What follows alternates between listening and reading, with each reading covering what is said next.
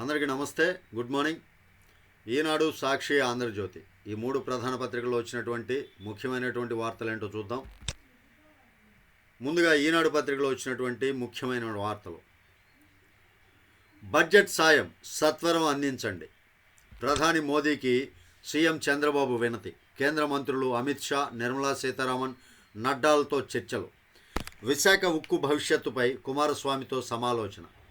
నిన్న చంద్రబాబు నాయుడు గారు ఢిల్లీలో నరేంద్ర మోదీ గారిని కలిశారండి.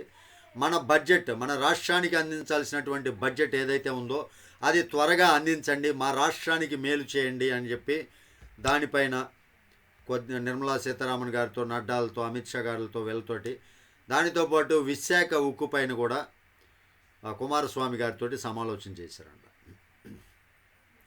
కేంద్ర ప్రభుత్వం జూలై 28న ప్రవేశపెట్టిన బడ్జెట్లో ఆంధ్రప్రదేశ్కి చెందిన కేటాయింపులకు సంబంధించిన నిధులను వేగంగా విడుదల చేసేందుకు చర్యలు తీసుకోవాలని ప్రధానమంత్రి నరేంద్ర మోడీకి సీఎం చంద్రబాబు విజ్ఞప్తి చేశారు. ఆర్థిక మంత్రి నిర్మలా సీతారామన్, హోంమంత్రి అమిత్ షాలకు ఇదే మాట విన్నవించారు. 2 రోజుల పర్యటన నిమిత్తం ఢిల్లీకి వచ్చిన ఆయన శనివారం సాయంత్రం ప్రధాని మోదీతో ఆయన అధికార నివాసం 7 లోక్ కళ్యాణ్ మార్గులో సుమారు గంట పాటు సమావేశమయ్యారు. ఓకే, మంచిది.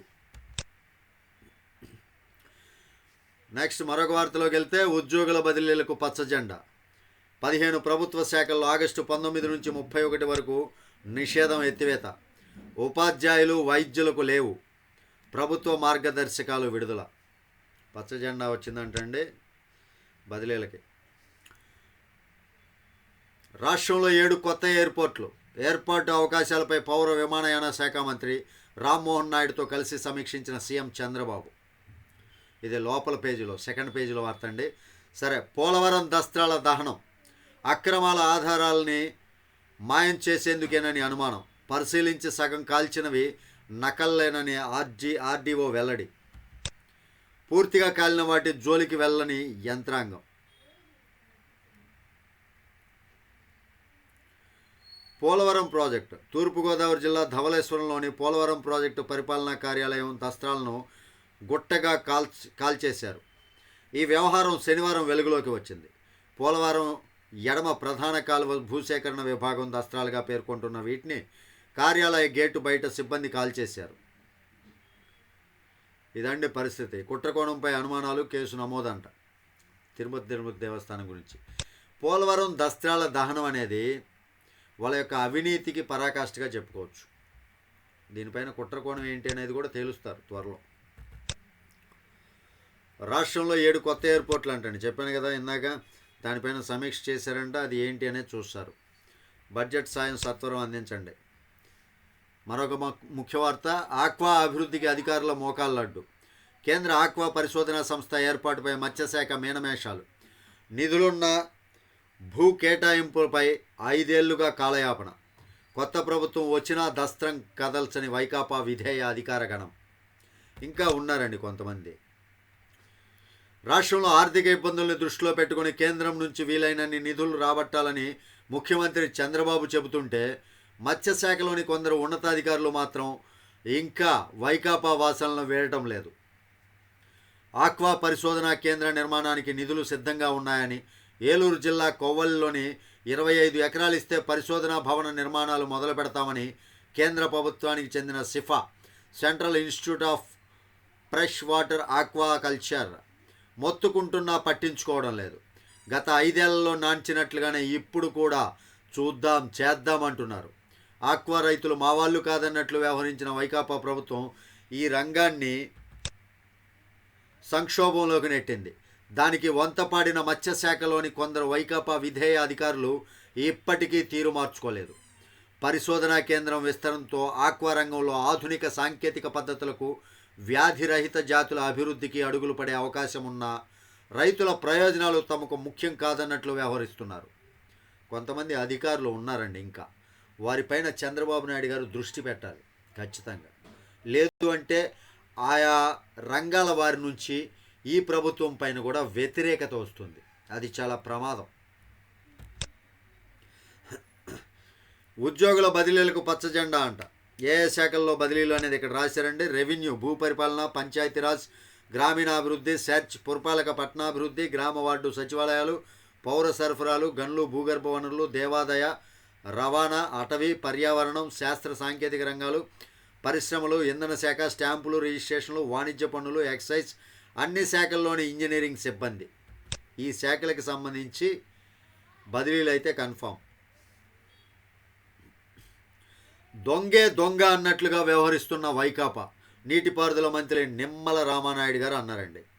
అధికారంలో ఉన్నప్పుడు తప్పుడు పనులు చేసి పోలవరాన్ని గోదావరిలో కలిపిన వైకాపా నాయకులు ఇప్పుడు దొంగే దొంగ అని అరిచినట్లు తెదేపా ప్రభుత్వంపై ఆరోపణలు చేస్తున్నారని రాష్ట్ర నీటిపారుదల శాఖ మంత్రి నిమ్మల రామానాయుడు ధ్వజమెత్తారు. ముఖ్యమంత్రి చంద్రబాబుతో పాటు ఢిల్లీ వచ్చిన ఆయన శనివారం ఇక్కడ ఏపీ భవన్లో విలేకరులతో మాట్లాడారు. ఇది పరిస్థితి. వాళ్ళు చేస్తున్నటువంటి దుష్ప్రచారాలపై ధ్వజమెత్తారన్నమాట. ఏఐ కాదు, ఏబిఐ వచ్చేస్తుంది. ఏబిఐ అనేది ఒక కొత్త సాంకేతికత. జగన్ అసెంబ్లీకి వచ్చి అడిగితే మాట్లాడే అవకాశం ఇస్తా. ప్రతిపక్ష నేత హోదా చట్టబద్ధ అంశం. స్పీకర్ చింతకాయల అయ్యన్న పాత్రుడు. ప్రతి ఎమ్మెల్యేకి తాను ప్రాతినిధ్యం వహించే నియోజకవర్గ అభివృద్ధి, ప్రజల సమస్యలపై అసెంబ్లీలో మాట్లాడే హక్కు ఉంటుంది. అందుకు వైకాపా ఎమ్మెల్యేలేమీ అతీతులు కాదు. వారు కూడా అసెంబ్లీకి వచ్చే సమావేశాల్లో మాట్లాడవచ్చు. జగన్ సమావేశాలకు హాజరై చెయ్యెత్తి అడిగితే తప్పకుండా మాట్లాడే అవకాశం కల్పిస్తా అని శాసనసభ సభాపతి చింతకాయల అయ్యన్న పాత్రుడు స్పష్టం చేశారు. తిరుపతిలోని శ్రీ వెంకటేశ్వర జంతు ప్రదర్శనశాల సందర్శనకు శనివారం కుటుంబ సభ్యులతో వచ్చిన ఆయన విలేకరులతో మాట్లాడారు.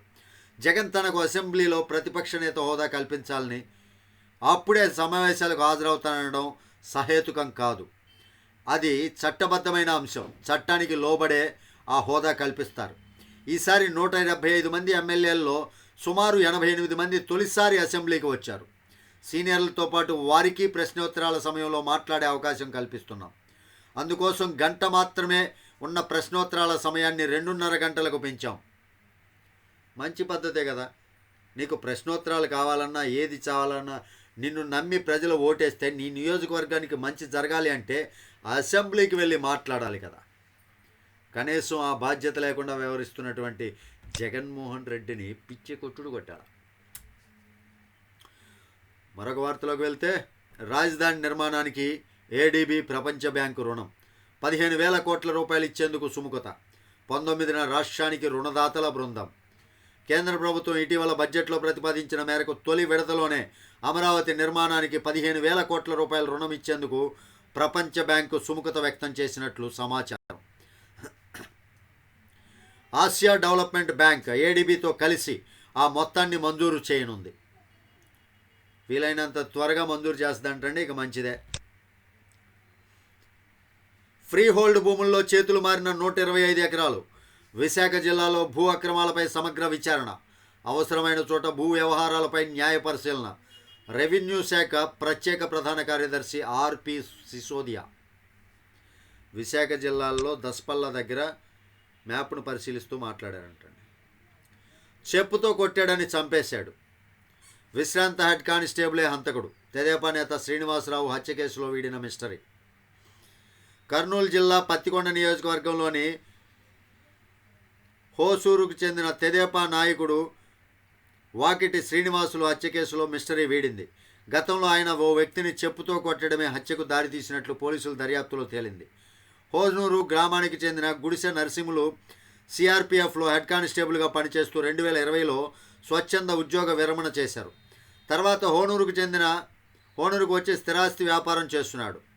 తెదేపాలో చేరి గ్రామ స్థాయి నాయకుడిగా గుర్తింపు పొందారు. ఎమ్మెల్యే కేఈ శ్యాంబాబు దగ్గర పట్టు సంపాదించేందుకు ప్రయత్నిస్తుండటంతో గ్రామానికి చెందిన తెదేపా సీనియర్ నాయకుడు వాకిటి శ్రీనివాసులతో ఆయనకు విభేదాలు తలెత్తాయి. కొన్ని నెలల కిందట వీరిద్దరికీ గొడవ జరగ్గా శ్రీనివాసులు నరసింహులను చెప్పుతో కొట్టారు. అప్పటి నుంచి ఆయనపై నరసింహులు పొగ పెంచుకున్నాడు.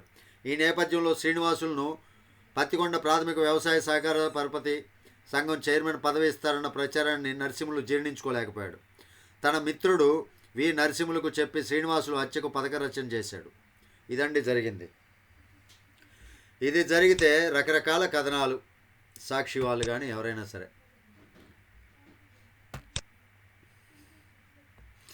నెక్స్ట్ సాక్షిలో వచ్చినటువంటి వార్తలు ఏంటో చూద్దాం. మార్గదర్శి డిపాజిట్లు చట్టవిరుద్ధం. ఆర్బీఐ చట్టం సెక్షన్ 45(s)ను ఉల్లంఘించారు. అందుకు మార్గదర్శి రామోజీరావులను ప్రాసిక్యూట్ చేయాలి. నేరం చేశారనేందుకు ప్రాథమిక ఆధారాలున్నాయి. మార్గదర్శి సేకరించిన 2,600 కోట్ల రూపాయలకు పైగా డిపాజిట్లన్నీ చట్టవిరుద్ధమే. తెలంగాణ హైకోర్టులో కౌంటర్ దాఖలు చేసిన ఆర్బీఐ చట్ట ఉల్లంఘనకు 2 ఏళ్ల జైలు లేదా 2 జరిమానా విధించవచ్చు. మార్గదర్శి ఫైనాన్షియర్స్ వ్యక్తుల సమూహం పరిధిలోకే వస్తుంది. వ్యక్తులు డిపాజిట్లు వసూలు చేయకుండా నిరోధించడానికే చట్ట సవరణ. అందువల్ల వారు దాఖలు చేసిన క్వాష్ పిటిషన్ను కొట్టేయండి. రామోజీ మరణంతో కిరణ్ను హెచ్యుఎఫ్ కర్తగా చేరుస్తూ అనుబంధ పిటిషన్. తదుపరి విచారణ ఈ నెల 20న చేపట్టనున్న తెలంగాణ హైకోర్టు.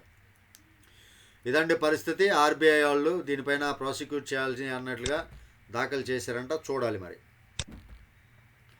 అంతా కేంద్రం చేతుల్లోనే. 15,000 కోట్ల రూపాయల రుణం త్వరగా ఇప్పించండి. వెనుకబడిన జిల్లాలకు నిధులు విడుదల చేయండి. ప్రధాని నరేంద్ర మోదీకి సీఎం చంద్రబాబు విజ్ఞప్తి. రేపటి నుంచి ఉద్యోగుల బదిలీలు, అది ఓకే. కెన్ బెట్వాలానే పోలవరం పరిగెత్తేది.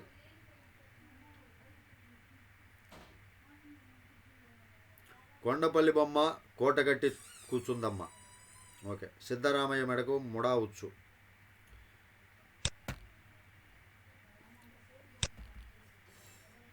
మా దారి గూండాగిరి అన్నట్లు ప్రవర్తిస్తున్నారంట తెలుగుదేశం వాళ్ళు. వీళ్ళు చెప్తున్నారు రామోజీ ఆర్థిక నేరగాడే. ఆర్బీఐ నివేదికను బట్టి సుస్పష్టం.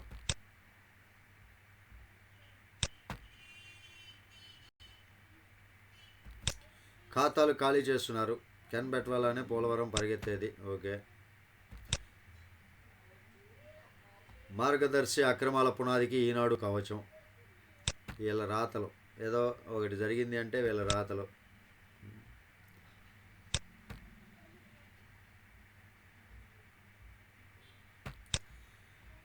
కలిసి పనిచేద్దాం, సవాళ్లను ఎదిరిద్దాం. గ్లోబల్ సౌత్ దేశాలకు ప్రధాని నరేంద్ర మోదీ పిలుపు. మంచిది. సిద్ధు మెడకు ముడా ఉచ్చు అంటండి. సిద్ధరామయ్యపై విచారణకు ఆదేశించిన కర్ణాటక గవర్నర్ గెహ్లోత్ నైతిక బాధ్యతగా రాజీనామా చేయాలన్న విపక్ష బీజేపీ. రాజీనామా చేసేంత తప్పేమీ చేయలేదన్న ముఖ్యమంత్రి. భూముల కుంభకోణం అండి ఇది. దానిపైన సిద్ధరామయ్యకి ముచ్చు బిగుసుకుందంట. ఏమిటి ముడా భూ వివాదం.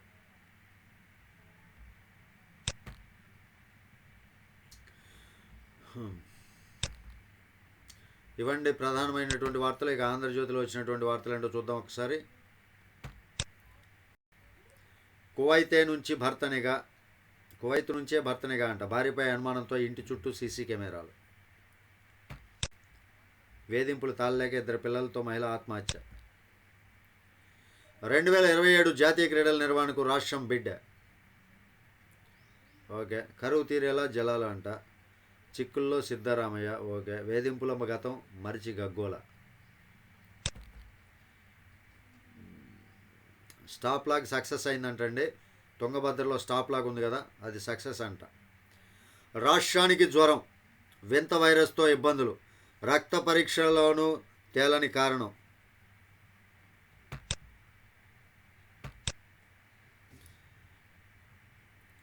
వింత వైరస్ వచ్చిందంటాడు. కొద్దిగా జాగ్రత్తగా ఉండాలి. పోలవరం ఫైళ్లకు నిప్పు. మరో మదనపల్లె దహనం. ధవళేశ్వరం భూసేకరణ కార్యాలయం వద్ద కీలక ఫైళ్లు బుగ్గి. వాటిలో భూసేకరణ, R&R చెల్లింపు వివరాలు. ఎడమ కాలువ కింద నాడు భూసేకరణలో భారీ స్కామ్. 19 కోట్ల రూపాయలు కాజేసిన అప్పటి స్పెషల్ కలెక్టర్. అబ్బా.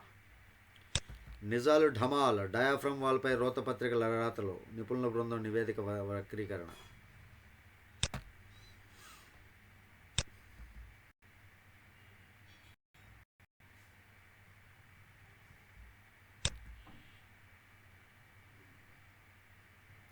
నిలిచిన వైద్య సేవలు. కువైత్ నుంచే భర్త నిఘా పెట్టారంట. అందుకని భార్య అనుమానిస్తున్నాడు, టార్చర్ పెడుతున్నాడు, ఆత్మహత్య చేసుకుంది, అంతే తేడా.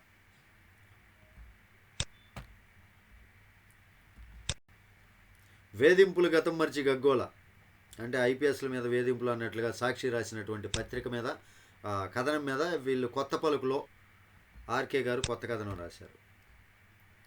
ఇవ్వండి 3 పత్రికలు వచ్చినటువంటి ముఖ్యమైనటువంటి వార్తలు. వీడియో మీకు నచ్చితే ఖచ్చితంగా లైక్ చేయండి, ఛానల్కి సబ్స్క్రైబ్ చేసుకుని నన్ను కొంచెం సపోర్ట్ చేయండి. Thank you. జై హింద్.